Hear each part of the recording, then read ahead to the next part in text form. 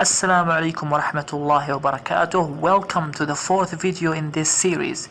Just to remind you, this series is about debunking apus silly Kaaba argument. Let's now go and hear from apus.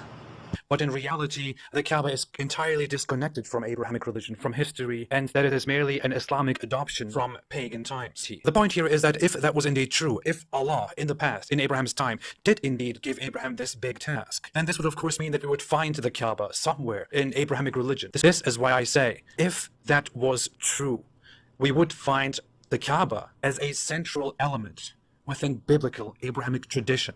The Kaaba has nothing to do with Abrahamic religion as far as we can see it, and so on. At least the Jews, at least the Hebrews, the Israelites, would have some connection to this. It is absurd to believe that Jewish history is entirely, and Jewish scripture is entirely disconnected from that. No Islam. This is supporting evidence that Islam is false, unless you can prove us wrong and find us some piece of evidence and some explanation as to how exactly the Kaaba was this universal place of worship and this central place, the central house of Allah. But somehow it got lost from the memory of mankind and from the memories of all the Jews and Christians. According to this, apus believe that the Jews and Christians will never forget about the Kaaba if it was built by Abraham and if it was the center place of worship. Of course, apus here is making a very strange assumption, which is the Jews and Christians will never forget about their traditions, or that they will never deliberately change it. And I don't see why should we assume that. Which historical methods assume that certain people will always tell the truth about their history and tradition? But no problem, let's give apus that. Before I begin making my counter argument, I would like to remind apus that Abraham lived long ago, almost 6 centuries before Moses. And also, Arabia is too far from Jerusalem. So it's not abnormal that people will forget about certain traditions if they are far in time and far in location.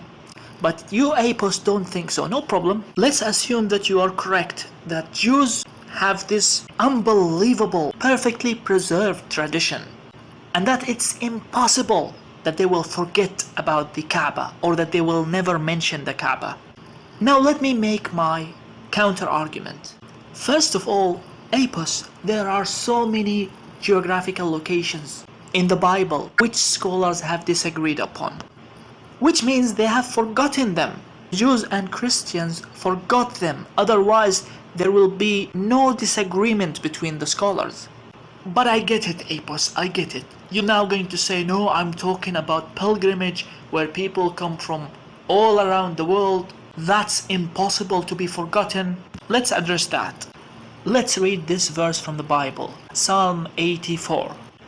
Let's read. Blessed are those who dwell in your house, ever singing your praise. Blessed are those whose strength is in you, in whose heart are the highway to Zion. As they go through the valley of Bakkah, they make it a place of springs. The early rain also cover it with pools. They go from strength to strength. Each one appears before God in Zion. Now this psalm is talking about pilgrimage to Jerusalem, and this was said by David, King David. David lived in around 900 BCE. So it's not like Abraham who lived in 2000 BCE. There is almost 12th century gap between Abraham and David. And also this is related to the pilgrimage to Jerusalem. It's not the pilgrimage to faraway Mecca. So my question to apus, since this is from the time of King David, which is much closer than the time of Abraham and much closer than the time of Moses. So my question is this, where is this valley of Bakkah? Can the Jews and Christians, who never forget their history, who never forget their traditions, who never forget places where pilgrims go to, because according to this psalm, all pilgrims to Jerusalem pass through this valley, and according to Christians and Jews, this valley should be somewhere around Jerusalem. So it's not as far as Mecca. According to you, apus, it's impossible that the Jews and Christians will forget about an event that took place during the time of Abraham almost 12th century before King David, even though it was in a faraway city, which is Mecca, but still it's impossible that the Jews will forget that place. Then how is it possible that they forget a place much closer in distance? Here are some commentaries on the Bible by Christians, not by Muslims, and none of them know where this valley of Mecca is. Some of them say, well, it could be any dry valleys, and some of them say it doesn't exist, it's metaphorical. For example, let's read this one. Let's read from the 9th line. Passing through the valley of weeping, Psalm 84:6. Of course, this passage also is alleged to refer to some actual valley on one of the roads to Zion.